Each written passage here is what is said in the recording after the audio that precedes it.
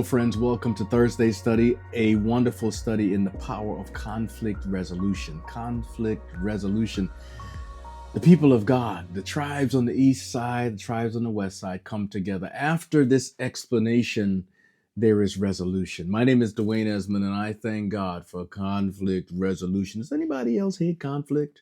Conflict is a necessary evil, but I don't know anybody that revels in conflict. I know I don't.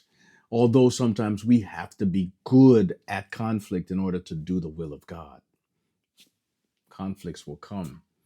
The Bible shows us today a way of dealing with conflicts that arise within the church that I think is critical for us as we go forward, because as we near the coming of Jesus, we're just different people. Things will sometimes rub us the wrong way, but we're called to be one. We're called to move together. In fact, in John 17, the oneness prayer of Jesus, he says that this is how the world will believe that he was sent to save the world, that he came from the Father, is that his people are unified, that they are one, that they are together in purpose, in mission, and most importantly, they are together in loving each other. By this, people will know that you are my disciples if you have love one to another, right? That's what God is really up to. That's what Jesus wants us to demonstrate. The Bible says that when, Joshua chapter 22, 30 to 34, when the Gadites and Reubenites and the half tribe of Manasseh shared their motivations and their perspective, the words pleased Phinehas and the delegation. They were moved. There was joy. There was celebration. And you know what was powerful too is these tribes, the other 9.5 tribes called the sons of Israel. They were calling the Reubenites and the Gadites and the Manasseh, the half tribe of Manasseh. They were not included in the sons of Israel when the accusations were flying. Right? They were just the sons of Reuben and the sons of Gad and the sons of Manasseh. They were not included among the Israelites, which is something interesting. That they had already begun a separation even in their own minds. But God brings them back together now. And as they come back together, we learn some powerful lessons from the way that this thing goes down.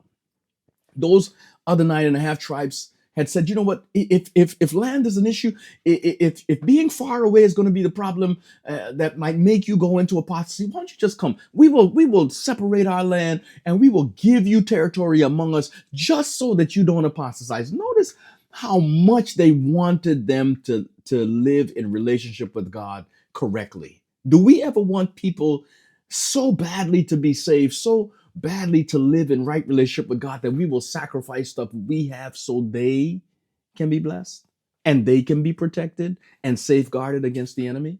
The other 9.5 tribes are willing to do that for the 2.5 tribes. Powerful lesson to me. Here's the other thing. There are a couple of things here we need to remember. When things go wrong, number one, or seem to go wrong, the best thing to do is to communicate. Over communicate. Number two, even if one is convinced about their judgment, about your judgment of someone, do not jump to hasty conclusions. Give it time. Listen. Number three, talk about the real or perceived problems before you act on your conclusions. Talk.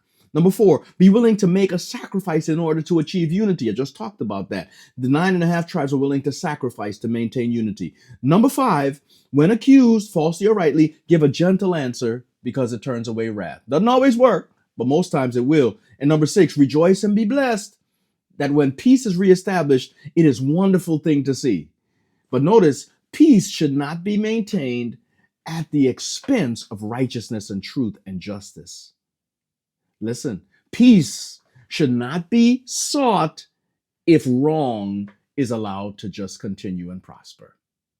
The other 9.5 tribes were willing to stand up for what is right. And because they were willing to stand up for what is right, they held the other 2.5 tribes accountable. That's important too. That's our study for today.